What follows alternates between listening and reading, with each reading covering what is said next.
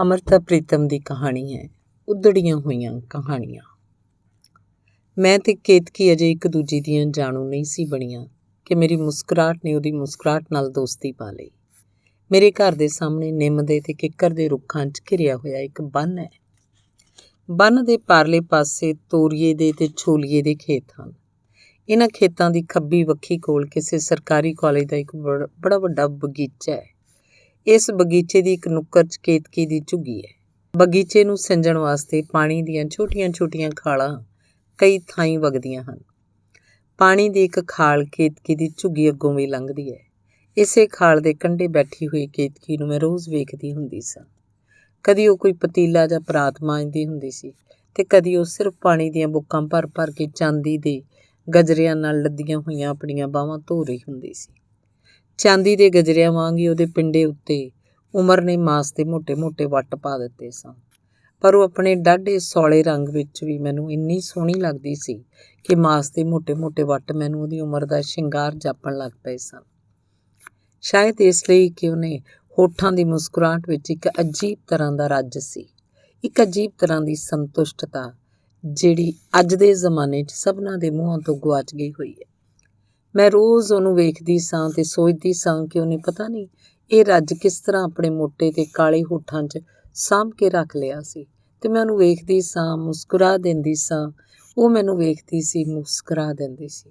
ਤੇ ਇਸ ਤਰ੍ਹਾਂ ਮੈਨੂੰ ਉਹਦਾ ਮੂੰਹ ਬਗੀਚੇ ਦੇ ਸੈਂਕੜੇ ਫੁੱਲਾਂ 'ਚ ਇੱਕ ਫੁੱਲ ਵਾਂਗ ਹੀ ਜਾਪਣ ਲੱਗ ਪਿਆ। ਮੈਨੂੰ ਬਹੁਤੇ ਸਾਰੇ ਫੁੱਲਾਂ ਦੇ ਨਾਂ ਨਹੀਂ ਆਉਂਦੇ, ਪਰ ਉਹਦਾ ਨਾਂ ਮੈਨੂੰ ਪਤਾ ਲੱਗ ਗਿਆ, ਮਾਸ ਦਾ ਫੁੱਲ। ਇੱਕ ਵਾਰ ਮੈਂ ਪੂਰੇ 3 ਦਿਨ ਉਸ ਬਗੀਚੇ 'ਚ ਨਾ ਜਾ ਸਕੀ। ਚੌਥੇ ਦਿਨ ਜਦੋਂ ਗਈ ਤਾਂ ਉਹਦੀਆਂ ਅੱਖਾਂ ਮੈਨੂੰ ਇਸ ਤਰ੍ਹਾਂ ਮਿਲੀਆਂ ਜਿਵੇਂ 3 ਦਿਨਾਂ ਤੋਂ ਨਹੀਂ 3 ਵਰ੍ਹਿਆਂ ਤੋਂ ਵਿਛੜੀਆਂ ਹੋਈਆਂ ਹੋਣ। ਕਿਆ ਹੁਆ ਬਿਟਿਆ, ਇਤਨੇ ਦਿਨ ਨਹੀਂ ਆਈ?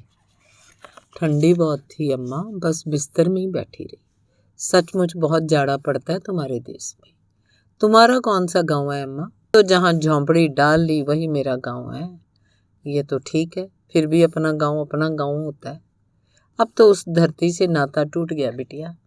अब तो यही कार्तिक मेरे गांव की धरती है और यही मेरे गांव का आकाश है। यही कार्तिक? ਕਹਿੰਦਿਆਂ ਉਹਨੇ ਝੁੱਗੀ ਦੇ ਪਾਸੇ ਵੱਲ ਬੈਠੇ ਹੋਏ ਆਪਣੇ ਮਰਦ ਵੱਲ ਤੱਕਿਆ। ਉਮਰ ਦੇ ਕੁੱਬ ਨਾਲ ਝੁਕਿਆ ਹੋਇਆ ਇੱਕ ਆਦਮੀ ਜ਼ਮੀਨ ਉੱਤੇ ਤੀਲੇ ਤੇ ਰੱਸੀਆਂ ਵਿਛਾ ਕੇ ਇੱਕ ਚਟਾਈ ਉਣਦਾ ਪਿਆ ਸੀ। ਪਾਰਲੀ ਗੁੱਠ 'ਚ ਕੁਝ ਗਮਲਿਆਂ 'ਚ ਲੱਗੇ ਹੋਏ ਫੁੱਲਾਂ ਨੂੰ ਪਾਲੇ ਤੋਂ ਬਚਾਉਣ ਲਈ ਸ਼ਾਇਦ ਚਟਾਈਆਂ ਦੇ ਉਹਲੇ ਹੇਠ ਰੱਖਣਾ ਸੀ। ਕੇਤਕੀ ਨੇ ਬਹੁਤ ਛੋਟੇ ਜਿਹੇ ਫਿਕਰੇ 'ਚ ਬਹੁਤ ਵੱਡੀ ਗੱਲ ਆਖ ਦਿੱਤੀ ਸੀ।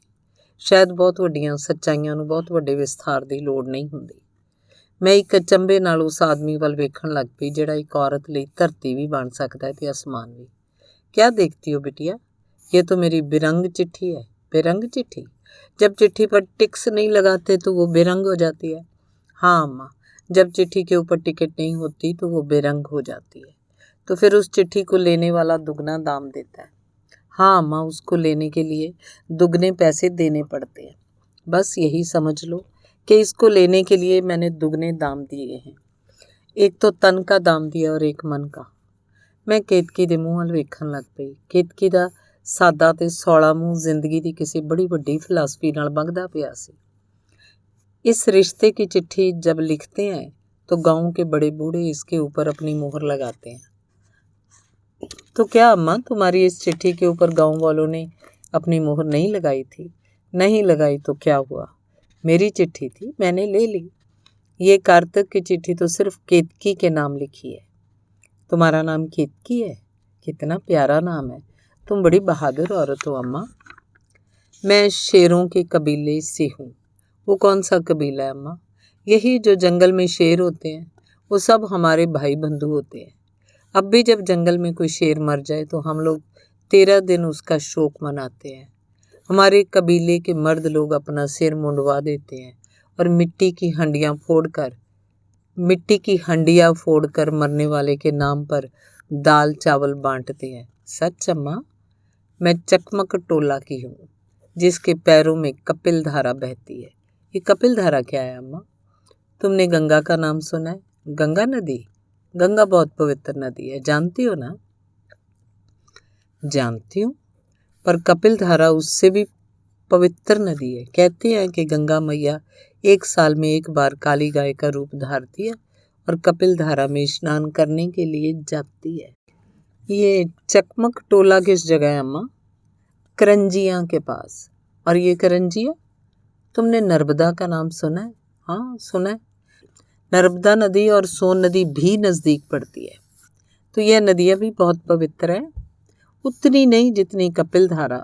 यह तो एक बार धरती की खेतियाँ सूख गई थी, लोग बेचारे उजड़ गए थे, तो उनका दुख देखकर ब्रह्मा जी रो पड़े थे। ब्रह्मा जी के आंसू धरती पर गिर पड़े।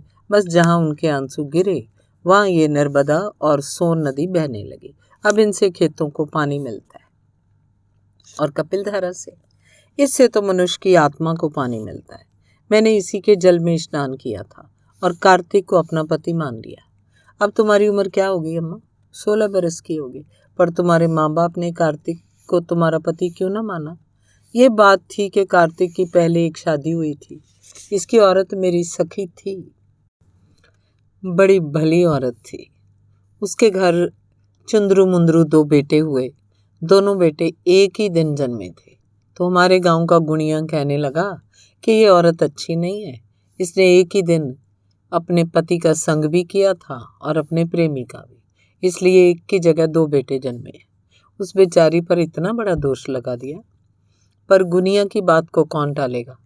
गांव का मुखिया कहने लगा कि रोमी को प्रायश्चित करना होगा। उसका नाम रोमी था। वो बेचारी रो रो कर आधी रह गई। फिर ऐसे हुआ कि रोमी का एक बेटा मर गया। गांव का गुनिया कहने लगा कि जो बेटा मर गया वो पाप का बेटा था, इसलिए मर गया। फिर रोमी ने एक दिन दूसरे बेटे को पालने में डाल दिया और थोड़ी दूर जाकर महुए के फूल चुनने लगी। पास की झाड़ी से एक भागता हुआ हिरन आया। हिरन के पीछे शिकारी कुत्ता लगा हुआ था। शिकारी कुत्ता जब पलने के पास आया तो उसने हिरन को पीछा छोड़ दिया और पालने में पड़े हुए बच्चे को खा लिया। बेचारी रोमी। अब गांव का गुनिया कहने लगा कि जो पाप का बेटा था उसकी आत्मा हिरन की जून में चली गई। तभी तो हिरन भागता हुआ आया और दूसरे बेटे के खाने के लिए पलने के पास आ गया। पर बच्चे को हिरन ने तो कुछ नहीं कहा था, उसको तो शिकारी कुत्ते ने मार दिया था। गुनिया की बात को कोई नहीं समझ सकता बिटिया। वो कहने लगा कि पहले तो पाप की आत्मा हिरन में थी, फिर जल्दी से उस कुत्ते में चली गई। ये गुनिया लोग तो बात ही बात में किसी को मरवा डालते। बसाई का नंदा जब शिकार करने गया था तो उसका तीर किसी हिरन को नहीं लगा था। गुनिया ने कह दिया कि जरूर उसके पीछे उसकी औरत किसी गैर मर्द के साथ सोई होगी, तभी तो उसका तीर निशाने पर नहीं लगा। तो नंदा ने घर आकर अपनी औरत को तीर से मार दिया। अरे! गुनिया ने कार्तिक से कहा कि वो अपनी औरत को जान से मार डाले। नहीं मारेगा तो पाप की आत्मा उसके पेट से फिर जन्म लेगी और उसका मुख देखकर गांव की खेतियां सूख जाएंगी। फिर कार्तिक अपनी औरत को मारने के लिए राजी नहीं हुआ। इससे गुनिया भी नाराज हो गया और गांव के लोग भी। गांव के लोग जब नाराज हो जाते हैं तो क्या करते हैं? लोग गुनिया से बहुत डरते हैं। सोचते हैं अगर गुनिया जादू कर देगा तो सारे गांव के पशु मारे जाएंगे। इसलिए उन्होंने कार्तिक का हुक्का पानी बंद कर दिया। पर वो ये नहीं सोचते थे कि अगर कोई इस तरह अपनी औरत को मार देगा तो फिर वो खुद भी जिंदा कैसे बचेगा? क्यों? उसको क्या होगा? उसको पुलिस नहीं पकड़ेगी? पुलिस नहीं पकड़ सकती। पुलिस तो तब पकड़ती है जब गांव वाले गवाही देते हैं। पर जब गांव वाले किसी को मारना ठीक समझते हैं तो पुलिस को पता ही नहीं लगने देते। फिर क्या हुआ?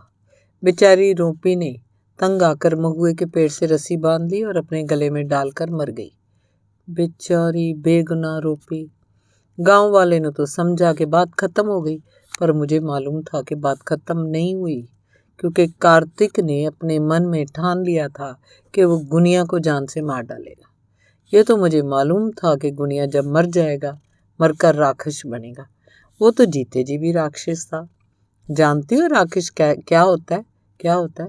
जो आदमी दुनिया में किसी को प्रेम नहीं करता, वो मरकर अपने गांव के दरख्तों पर रहता है। उसकी रूह काली हो जाती है और रात को उसी की छाती से आग निकलती है। वो रात को गांव की जवान लड़कियों को डराता है। फिर मुझे उसके मरने का तो गम नहीं था, पर मैं जानती थी कार्तिक ने अगर उसको मार दिया तो गांव वाले कार्तिक को उसी दिन तीरों से मार देंगे। फिर मैंने कार्तिक को कपिल धारा में खड़े होकर वचन दिया कि मैं उसकी औरत बनूंगी, हम दोनों इस देश से भाग जाएंगे। मैं जानती थी कार्तिक उस देश में रहेगा तो किसी दिन गुनिया को ज़रूर मार देगा, तो अगर वो गुनिया को मार देगा तो गांव वाले उसको मार देंगे।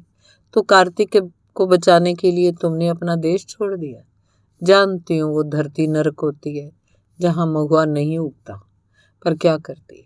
अगर वो देश ना छोड़ती तो कार्तिक जिंदा नहीं बचता, और जो कार्तिक मर जाता तो वो धरती मेरे लिए नरक बन जाती। देश देश इसके साथ घूमती रही, फिर हमारी रूपी भी हमारे पास लौट आई। रूपी कैसे लौट आई? हमने अपनी बिटिया का नाम रूपी रख दिया था। ये भी मैंने कपिल धारा में खड़े होकर अपने मन से वचन लिया कि मेरे पेट से जब कभी कोई बेटी होगी मैं उसका नाम रूपी रखूंगी। तो मैं जानती थी रूपी का कोई कसूर नहीं था।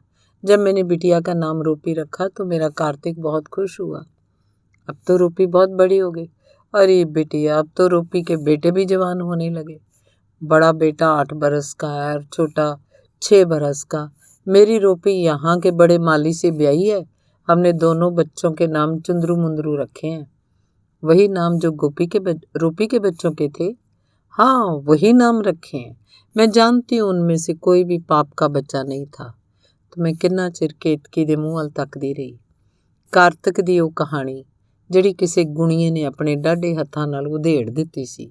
ਕੇਤਕੀ ਆਪਣੇ ਮਨ ਦੇ ਸੁੱਚੇ ਰੇਸ਼ਮੀ ਧਾਗੇ ਨਾਲ ਉਸ ਉਧੜੀ ਹੋਈ ਕਹਾਣੀ ਨੂੰ ਮੁੜ ਕੇ ਸਿਉਂਦੀ ਪਈ ਸੀ। ਇੱਕ ਕਹਾਣੀ ਦੀ ਗੱਲ ਹੈ, ਹੋਰ ਮੈਨੂੰ ਵੀ ਪਤਾ ਨਹੀਂ, ਤੁਹਾਨੂੰ ਵੀ ਪਤਾ ਨਹੀਂ ਕਿ ਦੁਨੀਆ ਦੇ ਇਹ ਗੁਣੀਏ ਦੁਨੀਆ ਦੀਆਂ ਕਿੰਨੀਆਂ ਕੁ ਕਹਾਣੀਆਂ ਨੂੰ ਰੋਜ਼ ਉਧੇੜਦੇ ਹਨ। ਧੰਨਵਾਦ।